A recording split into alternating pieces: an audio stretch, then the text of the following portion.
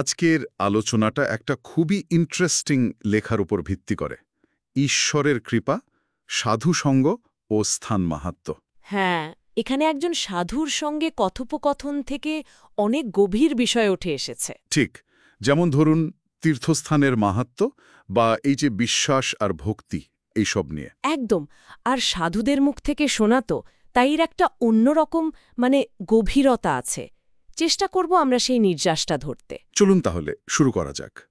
প্রথমেই ওই বিষয়টা, স্থান মাহাত্ম্য, মানে নির্দিষ্ট জায়গার বিশেষ শক্তি।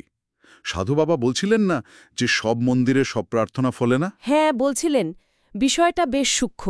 আসলে ওনার কথা অনুযায়ী প্রত্যেক তীর্থস্থানে দেবতারা বিভিন্ন গুণে প্রকাশিত হন। গুণ বলতে ওই সত্য, রজ, তম? একদম।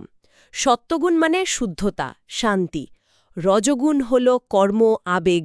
আর তমগুণ জড়তা বা ধরুন জাগতিক বিষয়ের সঙ্গে বেশি যুক্ত। আচ্ছা। তো স্থান মাহাত্ম্য মানে হল কোনো তীর্থে এই তিনটের মধ্যে কোনো এক বা একাধিক গুণের প্রভাব বেশি থাকে, আর দেবতারা সেই গুণের মাধ্যমেই ভক্তের ডাকে সাড়া দেন। ও, তার মানে একই দেবতা, কিন্তু জায়গাভেদে তার সাড়া দেওয়ার ধরন আলাদা। একটা উদাহরণ দিলে ভালো হয়। ঠিক তাই। যেমন ধরুন বদ্রীনারায়ণে, সেখানে বিষ্ণু মূলত সত্ত্বগুণে মুক্তিদাতা। তাই সেখানে জাগতিক কিছু চাইলে, যেমন টাকা পয়সা বা রোগ মুক্তি, সেগুলোর প্রার্থনা তেমন ফলে না। ওটা হলো মুক্তির জায়গা।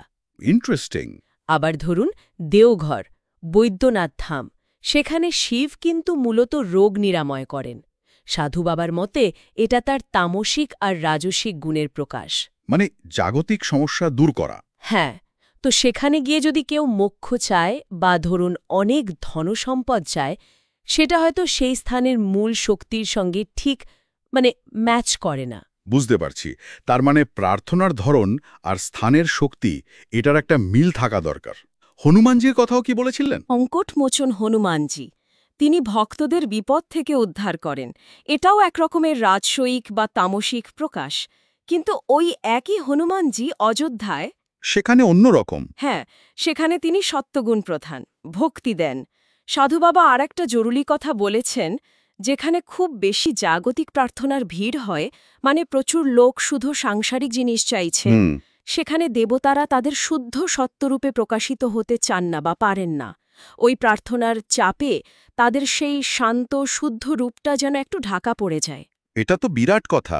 আমরা কি তাহলে প্রার্থনার ভিড়ে ঈশ্বরের আসল সত্তা থেকেই দূরে চলে যাচ্ছি?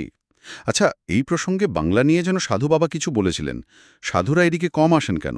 হ্যাঁ, সেটারও একটা কারণ আছে। উনি বলছিলেন যে বাংলায় সাধুদের থাকার মতো ভালো ধর্মশালা বা আশ্রমের অভাব।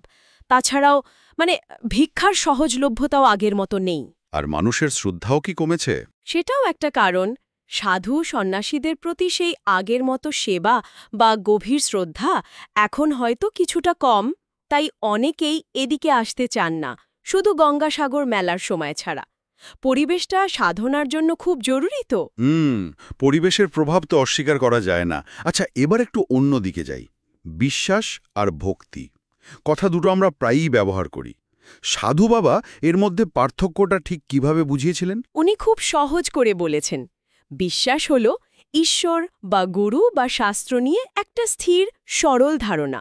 কোনো প্যাচ নেই, সন্দেহ নেই, একদম সলিড একটা বোঝা। আচ্ছা। কিন্তু এই বিশ্বাসটা যখন আর শুধু মাথায় থাকে না, যখন সেটা নেমে আসে হৃদয়ে, যখন কোনো বিচার বিশ্লেষণ ছাড়াই ঈশ্বরের প্রতি টানে একটা গভীর ভাব জাগে মনে, একটা মহিমা অনুভব হয়, সেটাই ভক্তি। ওহ, মানে ভক্তিটা আরো গভীর, আরো ইমোশনাল। একদম। তাই ভক্তি অর্জন করা বা ধরে রাখাটা বিশ্বাসের চেয়ে কঠিন। এর জন্য মনের স্থিরতা দরকার। হ্যাঁ, এই মন স্থির রাখাটা তো আজকাল খুব কঠিন। এর উপায় কি? ধৈর্য তো বুঝলাম, কিন্তু নিষ্ঠা? নিষ্ঠা মানে হল কোনো একটা বিষয়কে বা নিজের ইষ্টকে একেবারে আঁকড়ে ধরা।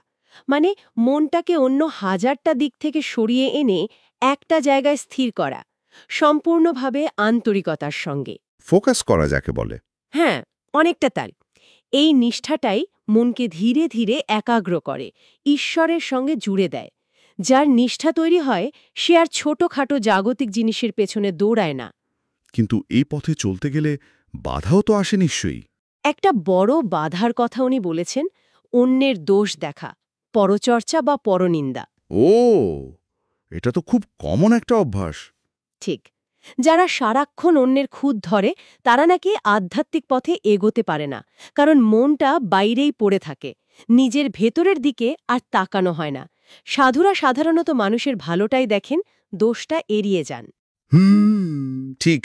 তাহলে নিষ্ঠা আর অন্যের দোষ না দেখা, এই দুটো জরুরি। আচ্ছা, শেষ দিকে কর্মফল আর ঈশ্বরের কৃপা নিয়েও কথা হচ্ছিল। দুঃখ কষ্ট কেন আসে, আর ঈশ্বরের শরণ নিলে কি হয়? হ্যাঁ, সাধু বাবা বলেছেন কর্মফল তো ভোগতেই হবে, পূর্বজন্মের কর্ম অনুযায়ী ফল আসে, এটা নিয়ম। তাহলে ঈশ্বরের কৃপা কোথায়? কৃপাটা হল যার ঈশ্বরের সত্যিকারের বিশ্বাস আর ভক্তি থাকে, ঈশ্বর হয়তো তার সেই কর্মফলকে একটু হালকা করে দেন বা খুব দ্রুত ভোগ গড়িয়ে শেষ করে দেন। মানে বাইরে থেকে দেখে মনে হতে পারে লোকটা কষ্ট পাচ্ছে, কিন্তু ভেতরে ভেতরে ঈশ্বরের করুণা তাকে রক্ষা করছে। তার মানে এই নয় যে সব ছেড়ে ঈশ্বরের উপর ফেলে দিলেই কর্মফল কেটে যাবে। না, অত সহজ নয়। উনি বলেছেন তিনিই সব করাচ্ছেন, এই ভাবটা যদি কেউ সত্যি মন থেকে আনতে পারে প্রতিটা কাজের সময়, তাহলে মুক্তি সম্ভব। কিন্তু এই ভাবটা আনা যে কি কঠিন, এটা বহু জন্মের স্বীকৃতি না থাকলে হয় না। মুখে বলা খুব সহজ। একদম, এখানেই সাধুসঙ্গের গুরুত্ব। বই পড়ে যে জ্ঞান হয়, সাধুর মুখ থেকে দুটো কথা শুনলে সেটা অনেক সহজে মনে বসে যায়, বিশ্বাসটা বাড়ে। ঠিক। তাহলে আজকের আলোচনা থেকে আমরা পেলাম স্থান মাহাত্ম্যের গুরুত্ব, বিশ্বাস আর ভক্তির সূক্ষ্ম পার্থক্য, সাধনার জন্য নিষ্ঠা আর ধৈর্যের প্রয়োজন, আর অন্যের দোষ না দেখার অভ্যাস।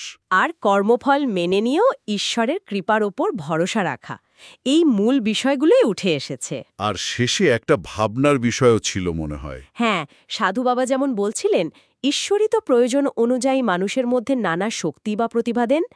আমরা যদি একটু খেয়াল করি আমাদের নিজেদের জীবনে, আমাদের কাজে সেই ঐশ্বরিক শক্তি বা প্রেরণাটা কিভাবে কখন কাজ করছে, সেটা ধরতে পারাটা কিন্তু একটা অন্যরকম উপলব্ধি। সত্যিই তাই।